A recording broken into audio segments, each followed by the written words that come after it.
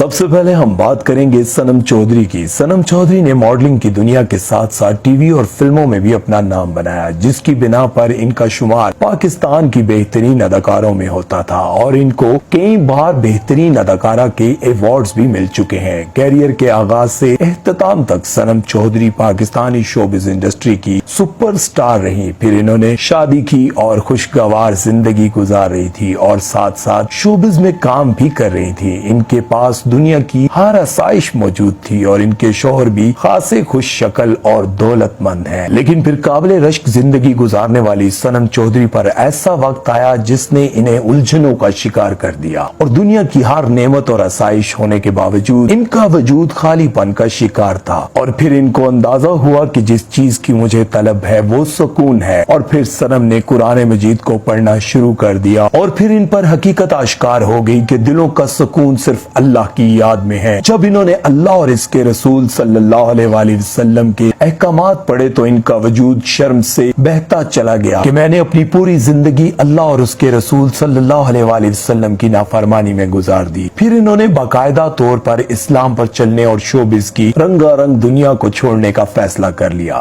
اپنے وقت کی ٹاپ کی اداکارہ ہونے کے باعث آج بھی کئی ڈائریکٹر اور پروڈیوسر ان کو بڑے بڑے پروجیکٹس کی آفر دیتے رہتے ہیں، لیکن سنم اپنے ایمان کی طاقت سے اپنے فیصلے پر ڈٹی ہوئی ہیں۔ اللہ ان کو ثابت قدم رکھے۔ نیکسٹ ہے سارا چودھری۔ دوستو، سارا چودھری چند سال پہلے تک مشہور ماڈل اور ایکٹریس تھی۔ انہوں نے بہت بڑے بڑے ڈراموں میں بڑے بڑے ہیروز کے ساتھ کام کیا اور ان کی خوبصورتی کی مثالیں دی جاتی تھی۔ ان کو میں پرسنلی طور پر جانتا ہوں کیونکہ میں نے ان کے ساتھ ایک ڈرامے میں چند سال پہلے کام کیا تھا، اور تب بھی یہ بات میں نے نوٹ کی تھی کہ دولت شہرت کے باوجود بھی وہ جب بھی کہیں اکیلی بیٹھتی تو کھو جایا کرتی تھی۔ یوں معلوم ہوتا تھا کہ جیسے ان کی زندگی میں کوئی کمی رہ گئی ہے اور کوئی کونا خالی ہے۔ پھر اچانک وہ منظر عام سے غائب ہو گئی اور کئی سال بعد انہوں نے اپنی اسپرچل جرنی کے بارے میں سب کو بتا کر حیران کر دیا۔ انہوں نے بتایا کہ جب میں ایکٹنگ کرتی تھی تب میری ملاقات ایک فیصل نامی شخص سے ہوئی اور ہم دونوں کی دوستی ہو گئی، لیکن ہم دونوں ہی بھٹکے ہوئے تھے۔ میں شوبز میں کام کرتی تھی اور فیصل کو پارٹیز میں ہلا گلا ناچ گانا بہت پسند تھا، لیکن فیصل کو اچانک اس بات کا احساس ہوا کہ یہ زندگی ایک نہ ایک دن ختم ہو جانی ہے اور ہم کیوں نہ اس زندگی کی تیاری کریں جس میں ہمیں ہمیشہ ہمیشہ کے لیے رہنا ہے۔ اور فیصل نے ہی مجھے اللہ کی طرف راغب کیا اور اب وہی فیصل میرے شوہر ہیں اور میرے بچوں کے باپ ہیں۔ ویسے تو سارا چودھری شروع سے ہی ڈیسنٹ کپڑے پہنتی تھی اور واہیات لباس سے پرہیز کرتی تھی، لیکن اب وہ ماشاءاللہ سے شرعی پردہ کرتی ہیں۔ اب ہم جس ایکٹریس کے بارے میں بات کرنے جا رہے ہیں، اس نے چھوٹی سی عمر میں پہلی ہی فلم سے لاکھوں نہیں بلکہ کروڑوں کمائے، بہت زیادہ شہرت بھی حاصل کی۔ میں بات کر رہا ہوں زائرہ وسیم کی۔ زائرہ وسیم نے عامر خان کی مشہور فلم دنگل میں دبنگ انٹری ماری اور ان کے کردار کو بے حد پسند کیا گیا۔ ان کا معصوم چہرہ اور ان کی اداکاری سب کو بہت پسند آئی۔ یہ راتوں رات سٹار بن گئی، لیکن ان کے اندر روحانیت کا ایک پہلو اجاگر ہوا اور ان کو اس چھوٹی سی عمر میں ہی لگنے لگا کہ اس گلیمر سے بھرپور دنیا کی وجہ سے ان کا ایمان خطرے میں ہے، اور بہت سوچ بچار کرنے کے بعد انہیں احساس ہوا کہ